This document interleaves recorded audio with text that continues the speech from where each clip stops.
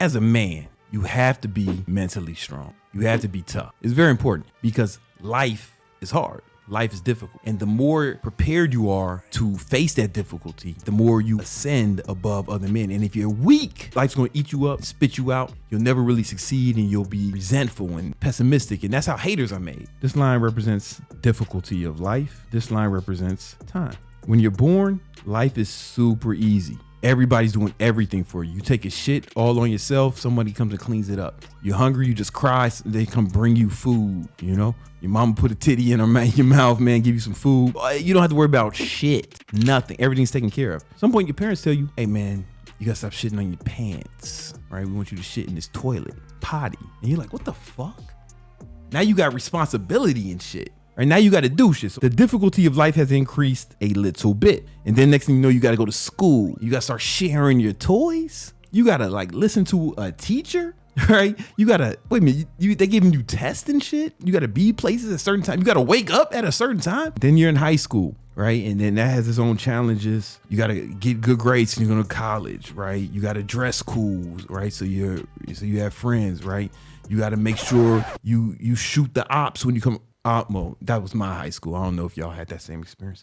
I'm from Chicago. It's a little different, right? But life just keeps getting harder, right? Then college, then next thing you know, you're a fucking adult and you got bills and shit. And it keeps getting harder. Life keeps getting harder as you age, right? That's why when kids talk about life is so hard, I was like, motherfucker, wait till you got bills and shit. Wait till you got a family, motherfucker. This is gonna be easy. This line is gonna represent skills, right? At the beginning, you got no skills, but it's cool. Now, what you wanna be doing is improving your skill set so it's faster than the rate that life gets difficult. What you really want is to do it so much that, boom, by the time you're, an adult, life is so much easier for you than it is for everyone else, right? Now you're making more money. Women is fighting over you. You need thought repellent, man, because you got so much money and you're balling. You out here crushing life. What happens to a lot of guys, though, they don't improve. You ever see the guy who peaks in high school, boom, and then the shit just goes down, and he doesn't get any better, and then what? But life keeps getting harder. Life keeps getting harder. These motherfuckers kill themselves, or they have a sad existence. So you got to keep improving, right? Because life keeps getting harder as you age. Because you have more responsibilities, you got to keep getting better and better and better.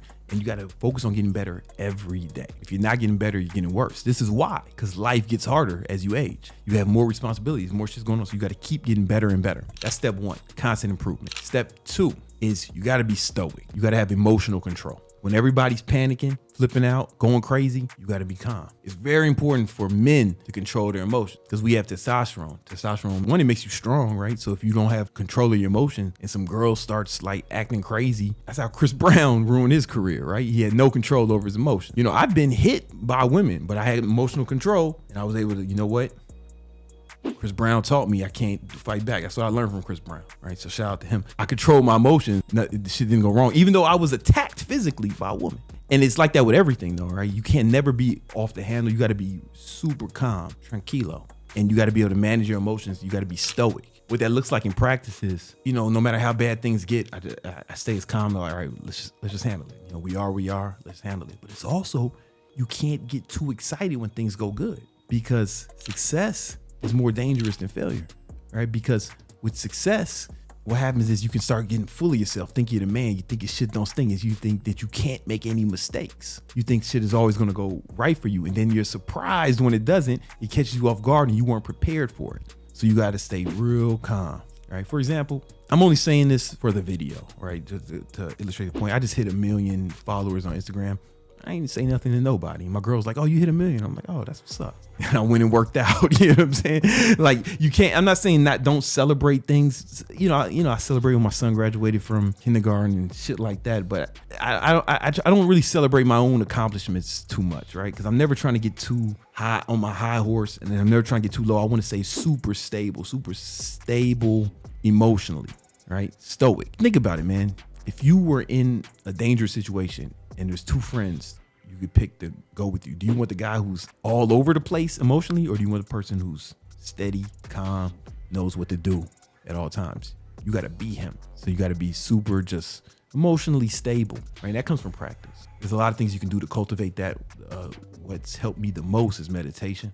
I have a video about meditation. Maybe we'll put that somewhere where they can find it. My role model, Ray Dalio, Lil Ray is what we call him, you know. But Ray Dalio, one of the richest men in the world, founder of Bridgewater Capital, the most successful hedge fund of all time. He attributes a lot of his success to his meditation practice, right? Because you got to think, he's moving around literally billions of dollars worth of assets, and they're coming from big funds like pension funds, and you know, these are people's retirement funds. Like that money means something to these people, and that's a lot of pressure.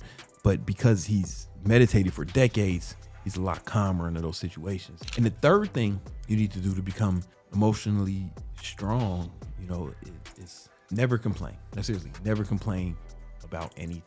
If it's raining, cool, man. It's just raining. You know, it's cool. You know? Like if you got a toothache, right? Nothing. Never complain about anything. Never complain about the government. Never complain about the recession. Never complain about anything that's going on. Complaining means one of two things. It means either there's a problem that you're not strong enough to handle, or you're not willing to accept reality. Like if that's what it is, that's what it is, right? How do we deal with it? The act of complaining is really reserved for the weak. If you were strong enough, that wouldn't be a problem, would it? Whatever you're complaining about. So never complain about anything. Anything.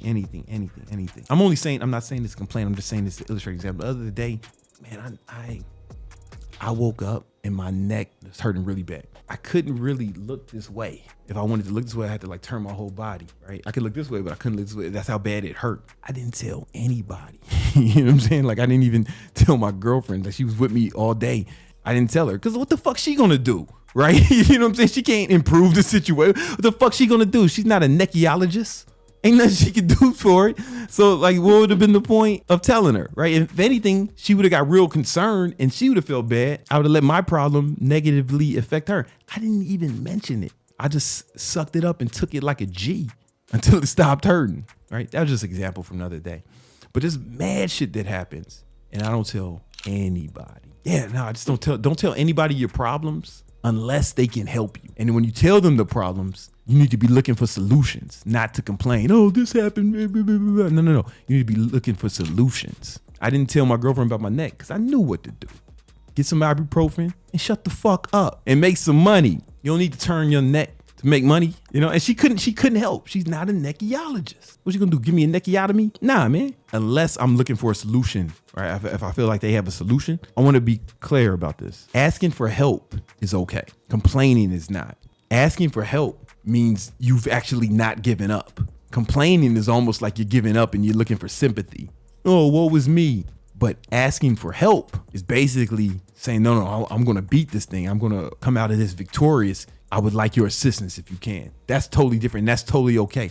It's definitely okay to ask for help. And if somebody can help you and you know who they are and they can help you, definitely should ask for help, but never ask for sympathy. And I'm going to throw in a bonus one in there. All negative emotions come from one thing. They come from you have a preference. You would like things to be a certain way, and reality has not conformed to your preferences. And you decided you were going to have a negative emotion because of that. And what really helps me is I just believe that that's childish. For example, you know, if a toddler wants a toy, right, that's his preference. He'd prefer to have this new toy, but his parents don't want to get it for him. So reality's not conforming to his preferences. What do? We cry, throw a fit and shit, right? But we got adults doing that shit because it rained. In myself, I look at it as childish. I don't accept that for myself, but I do accept it from everyone else, right? The people around me, I don't judge them. Don't judge other people by the standards you hold yourself to. That's key too. You don't want to be like arrogant about this shit if you cultivate these qualities, right? Don't get mad at them because they're not living up to the standards you set for yourself. That was a problem I had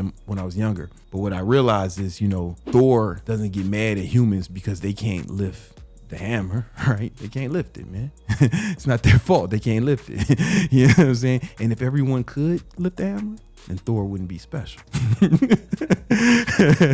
So I say that to myself all the time when somebody does some dumb shit, or I just like, you know, and I feel myself starting to get upset with them. I'm like, yeah, man, Thor doesn't get mad at the humans because they don't lift it, because they can't lift the hammer, you know. But to go back to what I'm saying, all negative emotion comes from reality not matching your preferences. And the reason it's childish to get upset about that is because there's no version of reality where the whole world is going to conform to your preferences, yours and yours alone. Because everybody got different preferences, right? And they're not all going to line up with yours. And you got to understand that that's okay. Hey, I would have preferred this to be this way. Didn't work out the way I wanted to. Be okay with it. it's cool. You know, and I'm not saying you can't get upset with the big things. When people die and shit, you lose an arm or something. Yeah, it's okay. You can be upset for a little while, right? But not like forever, you know? Definitely the big shit. Like if you're in traffic, you're like, oh, fuck, people flipping out over traffic. To me, it seems childish if I was to behave like that. Other people can do whatever they want, right? But I look at it as childish, and that's not the kind of man I want to be or example I want to set for my son. It's raining. Motherfuckers get all sad. I got to the point where I actually liked the rain because everyone's all sad and bitching and moaning about it. And I'm just taking it like a G. And I'm like, yeah, I'm way tougher than these people.